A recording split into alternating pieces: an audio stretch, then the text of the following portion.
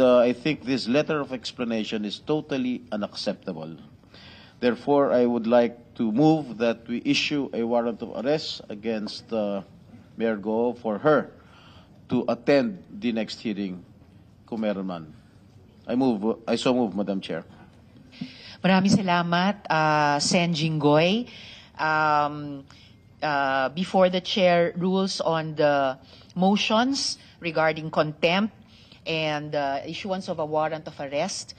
And for that, the chair thanks the Senate President pro tempore. Dahil sinabi na rin po ng SP na before this hearing, no, in public, sa media, na he is prepared to sign the arrest warrant. Madam Chair, tayo po ngayon ay hawak po natin yung letter of explanation ni Mayor Alice at sinite po niya yung dahilan na she's not mentally fit, Madam Chair. Sa akin lang, nakakahiya naman po dun sa mga tunay na may mental health condition. I would just like to reiterate, Madam Chair, na seryosong usapin ang mental health at hindi po ito dapat ginagamit na dahilan para magsinungaling. Yun lang po, Madam Chair. Madam Chair, Maraming salamat, Sen Nancy. Yes, Senate President pro tempore. Thank you, Madam Chair. May I know if the legal counsel or the lawyer of Mayor Alice Go is present here? Comsec is the lawyer of Mayor Alice Go present at the hearing.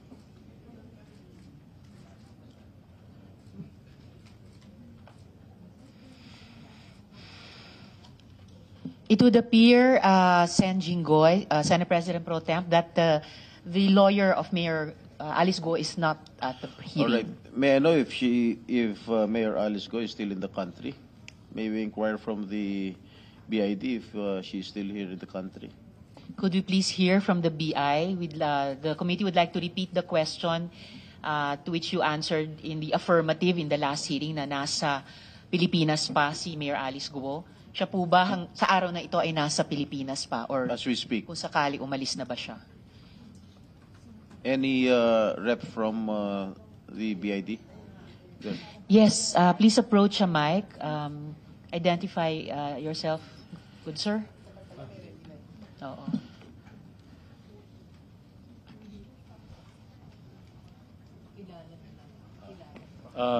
Yes.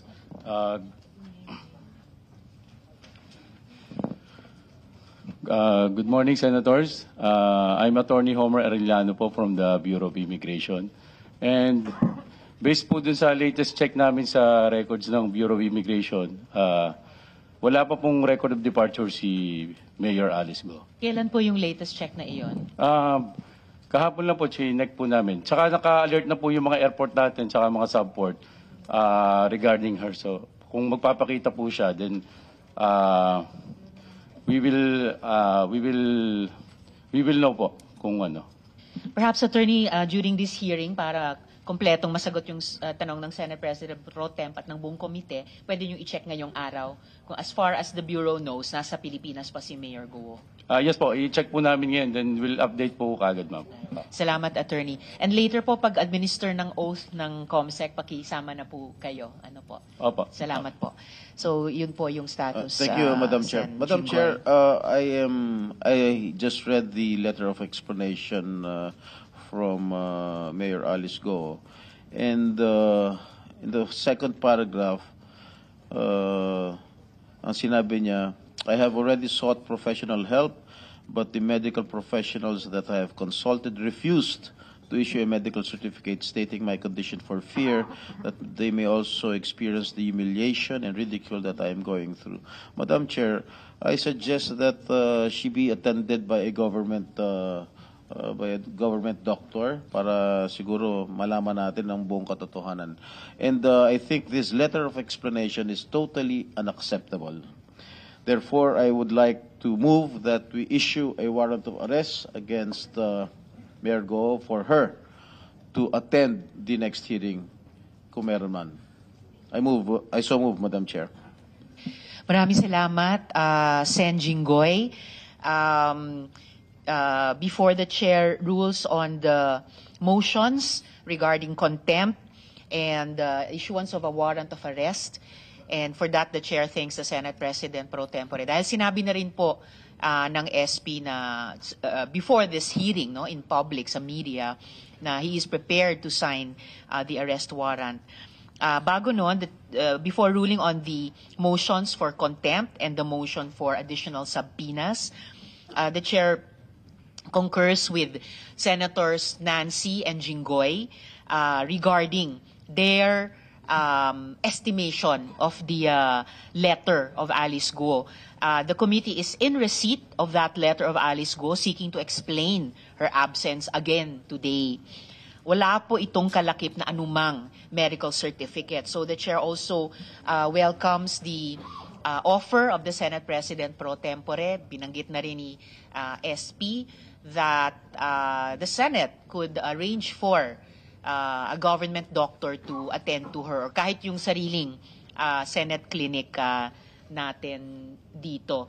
And also the chair recalls that in a previous, also big investigation, there was a resource person there who actually cited mental health concerns, but she still testified despite her mental health issues ascertained by a medical doctor.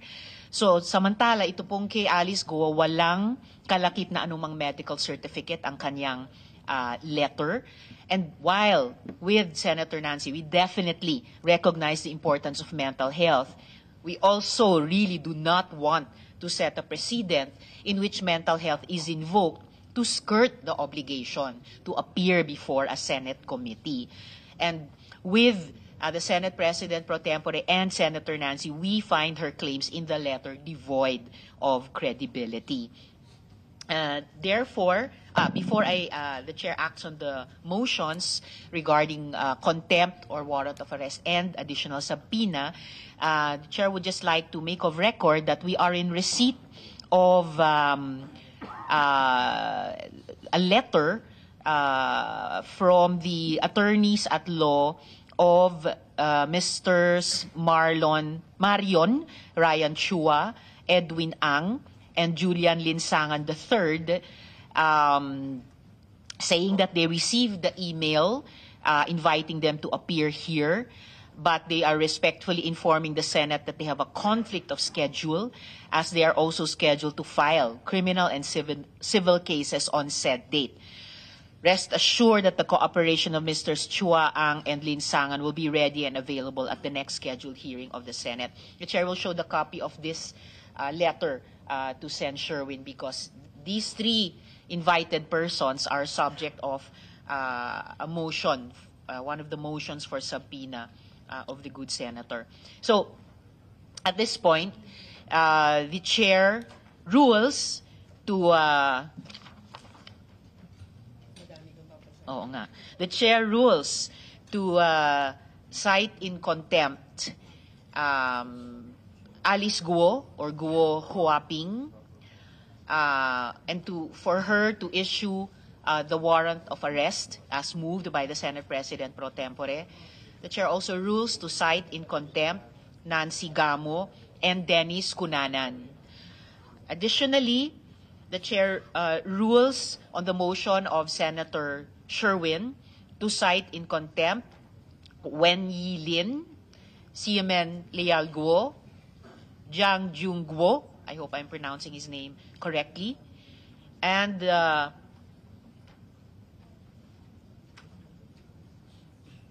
Sheila Leal Guo, Wesley Leal Guo, and resource persons, invited resource persons, Cruz, Pujante, Alpas, Ong, De La Serna, and Mendoza. So ruled. Yes, I second the motion, Madam Chair. Thank you, Senator Nancy. The chair has ruled, and with the concurrence of Senator Nancy and hearing no objections, so ruled. Additionally, the chair rules on the motion of Senator Sherwin to subpoena before this committee invited resource persons Baterna, Mascarenas, Banda, Jingguo, I hope I'm pronouncing that correctly as well, Tan, Salcedo, Alejandre, and I need to check my handwriting on this last name. So ruled. ComSec, please take note.